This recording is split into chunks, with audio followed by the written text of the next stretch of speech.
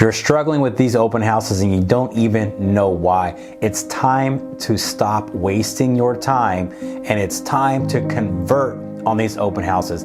My name is Jeremy Smith, and I'm going to tell you 5 things that you can implement immediately that's going to significantly increase your conversion rates at your open houses. You see, the point of an open house is not to sit there all day and just showcase that home. We know that open houses are a lead generation activity, so it is critical that you treat it as such. So I'm going to show you the things that myself and my team are using to have a very high conversion rate at our open houses that results in more buyers, more sellers, more appointments set, and ultimately more closings. And at the end of the video, I'm going to show you exactly what you can do to get our mega open house checklist completely for free. All right, so here's the things that you need to do to eliminate your open house frustration right now. Number 1 is a mindset thing. You have to remember that open houses are a lead generation activity. Is it to get that particular home sold? Yeah, that would be great if that happened, but the reality is that only 1% of homes actually sell as a result of an open house. So while you're spending your time there, definitely prior to your open house, and there's a lot of prep work that needs to happen to make all of this play together. But while you're there, make sure that you know the product, understand the ins and outs of that house, have a few items that you want to highlight to anybody who comes in so that you can really showcase the features of that home, but also understand that it's not likely that that person that comes in the door, that home is going to work for them. So your job is to connect with this person, develop a relationship and some trust so that you can convert them into a client.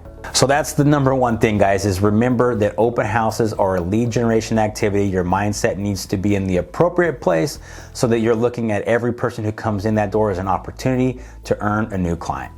Number 2, and this is where I see most agents really drop the ball, is treating this open house like it's your personal storefront and setting the tone from the very beginning.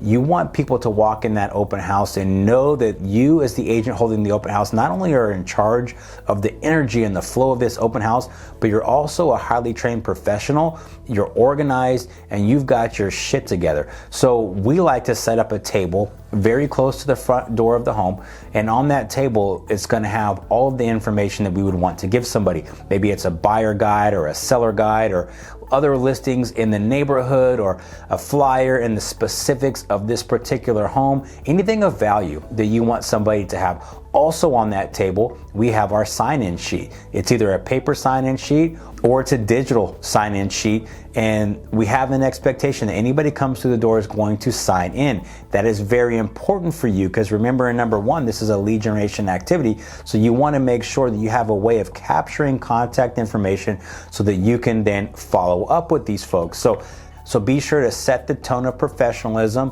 when somebody walks in that door. It should be lit up, your table should be there, it should be clean, it should be tidy. Everything should look in order and very purposeful and intentional with the information you have and the way that you have it readily available. And again, I cannot express enough on the importance of a sign-in sheet. If you're doing your open house and you have no way of capturing data of folks that attend the open house, you're honestly just wasting your time there. You shouldn't even be there. All of the effort you put in to set up and the hours you spend at the house is really for nothing because you don't have a way of following up with anybody. And so number 3, once people do come in the house, you should have a plan on how to interact with them and develop rapport. You've probably heard the quote that says, people don't care how much you know until they know how much you care. And that is absolutely true. So while you're at an open house, remember the people that are coming into the open house, they're strangers. You're a stranger to them. They don't know you, and their perception of you is that you're a salesperson and you're gonna try to pressure them into buying a home. They think that's why you're there. So you've got to find ways to connect with them, break down those barriers, and develop trust very quickly. There's an acronym called FORD. It stands for Family, Occupation, Recreation, and Dreams. On those 4 topics, you can connect with just about anybody. So be purposeful of how you're engaging with people at the open house. Now, here's a tip. I didn't plan to put this in the video, but I'm gonna go ahead and do it. I have 2 different strategies that I use when people come in the door, and I give them a choice. So my question to a visitor, if you are my visitor, you come into my open house, is, hey, nice to meet you guys. Thank you so much for showing up to our open house. Do you prefer a guided tour, or would you rather tour the property on your own? And then tell me what you thought of it before you leave. And now I'm giving them an opportunity to make a choice. And I'm not high pressuring them. Some people want the tour, some people want to be left alone. But I'm also setting up the expectation that we are going to talk before they leave and get feedback on the home. This gives me an opportunity to connect with them. I granted their wish, I gave them space, and now I get to talk to them and provide value. So provide value, build rapport, build trust, and this all needs to be done very quickly. So be intentional with how you're gonna do it. And study body language. We communicate with more than just our words. Our body language and our tonality is a big part of our communication. So make sure that your body language and your tonality match your intentions.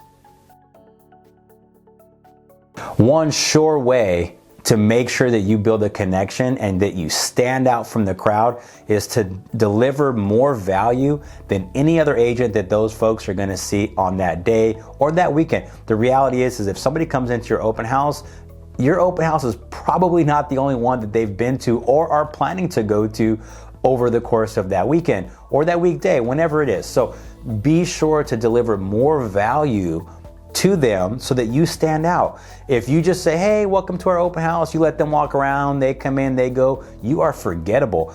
But if you can build rapport and develop and deliver value to them, you're gonna be unforgettable. I want to tell you a story. I was doing an open house. This couple walked in and they had expressed some interest in this particular home, and I started talking to them. Well, we do a buyer consultation that we take very seriously, and I have mastered this buyer consultation. So during the course of this conversation, through asking the right questions, I found opportunities to educate them the same way I would if we were on a buyer consultation. Well, they have been casually working with another agent. They didn't have a buyer rep sign with this agent. They've just been casually working with this agent.